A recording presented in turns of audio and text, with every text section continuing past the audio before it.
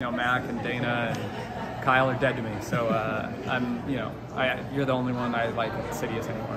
All right, so let's start off with the first big decision of the day. Yeah. Immediately, the two packs. There's two packs, and you decide you're going to take it a little bit more conservatively. That's just you trusting, knowing this course and your fitness. I guess, how quick did you have to make that decision? Well, I've been pretty quick. I don't know that I was I don't feel like it was that conservative. We were what, 14, 15 at 5K. That's really fast. We were 4:33 and then 4:37 for the first 2 miles. It doesn't take a genius to know that's not going to go well. And so we check off, and we're still still rolling. We're still good. We're still really fast. I knew, the 1:03:30 range was going to be kind of my speed limit, and when we were going to be way under that, I knew I couldn't be in there, and it didn't feel conservative. That's the fastest I've ever gone out by a good 30 seconds in a marathon. So, I felt like I was being aggressive, and then once we got to halfway, I kind of knew that if something was going to happen, if we were going to be able to get back there, I was going to have to make it happen, and I was going to have to make it happen now. So I was pretty aggressive from 12 to 15, big push down the hill, and then a couple guys were with me. Matt McDonald did a lot of work in the hills, and I did a lot of work between the hills, and so. How bad was, the carnage that you were scooping up all in that second half? Well, it was really bad, but it wasn't really bad till the very end. We got maybe one guy around 10, and then there was one guy on Beacon at maybe 22 or 23, and then I picked up 3 spots in the last K. I got Mance, I got Career, and then I got the French guy that I was battling with the whole way. So I was very surprised that it didn't happen earlier, just because the race goes out slower and there's more carnage, So it was pretty. But you could tell some of those guys the lights were out, and the lights were on, no one was home. So how did this one feel compared to your other Bostons? Yeah, it felt worse. It felt way worse. Going out that fast, my legs felt bad at 7. But I just had to have faith. I knew the long runs have gone really well. The way we train, I knew that even if I blew up, I was going to be able to run 5:05s. Even worst case scenario, 5:05s to 5:10s. So I just had to have faith that the legs were going to be there. But they didn't feel good at any point. I never had that stretch that I've gotten in marathons in the past where I was really eating up ground and mowing people down and seeing good splits. It was a grind the whole way. In terms of how you feel about the outcome, you've been 7th 3 times, 12th American 3 times here. How does it compare to last year in 2019? How are you feeling right now? Yeah, I said before the race, we were going to judge success afterwards, based on whether I made the right decisions, whether I was tough the whole way, whether I ran aggressively, whether I, finish on empty, and I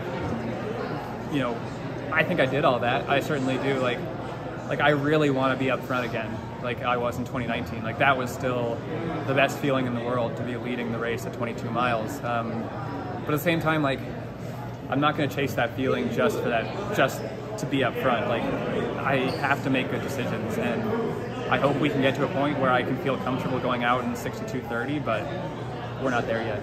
So I'm really happy, I'm really proud, and I know I made all the right decisions, but I do want to get to a point where I can run up front again. Yeah, because I guess this is a fairly similar result to what you got last year in terms of result and the time and place. I guess a little slower, but conditions, whatever. Yeah. But are you thinking hey, this is really good, I'm super consistent, this is another very solid result, or is there any frustration that you aren't improving just a little bit? Well, I do think I'm improving. I do feel coming in, I felt 208 low, 207 high was possible, and maybe it was on a different day. So I do feel my fitness is improving. The results haven't necessarily indicated that, but I really do feel like we made progress this block. I had the best long runs I've ever had, most consistent mileage. The lactate numbers looked really, really good. So I do feel there's improvement there. It just, sometimes the process improves and the outcome doesn't. And, hopefully, we keep improving, we keep seeing better numbers, we keep putting in better miles, having really good long runs, and we get a really special day and we see all the improvement all at once, So, I feel I'm still improving. What is the feeling like when you're on Boylston Street and you see Eliud Kipchoge in front of him? I mean, I didn't notice it was Kipchoge, like, because I was like in a battle until like 80 meters to go. Like, I didn't even see the finish line. I was just trying to get under the stanchion, you know, because like, you know, I don't know. I didn't know what place I was in, but I really wanted to get every spot I could. So yeah. I was just trying to beat that French guy. Okay. Yeah. Thinking in prize money dollars, is that? You know, it's like it's not in the back of my head, you know. So. So between now, I guess, like in Orlando, what are you going to do? Just summer road racing circuit? Or have you allowed yourself to think that far ahead? No, I mean, we were planning for today. So, you know, I'm going to take 2 weeks off and probably 2 weeks easy, and then I'll talk to Joe about what he thinks the best course of action will be. Probably won't run a marathon, but who knows? And then just get ready for the trials. I don't know. Whatever he wants to do, I trust him. Team boss with both top Americans here today. I guess what's that say about Joe as a coach for the marathon?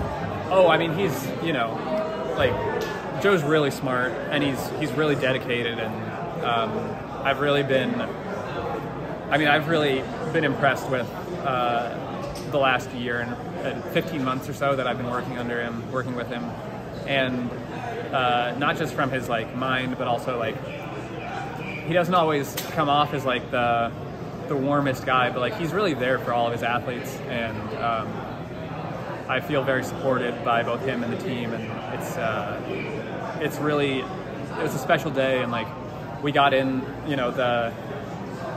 into the hotel, and like I see on the TV that like Emma's winning, you know, the race, and it's like, holy shit, like I'm not getting a massage, like I'm like, let's watch the race, like Basis might win this thing, and she's had such a good block and she works so hard, so I don't even really remember what your question was, but I'm really happy to be part of the team, and I'm really proud of Bates, and I'm really thankful for Joe. What's the post-race celebration meal? Coors and burrito, or are you changing things up? Oh, you know, I'm not going to be that picky. You know, whatever we can kind of get ourselves into. I think we got a couple of margaritas in a can in the room, so we'll probably start with that. And, you know, just see if we can get down an espresso martini or two, and then hit the town. All right, well, you earned it. Thanks, Thank Scott. you so much. Thanks.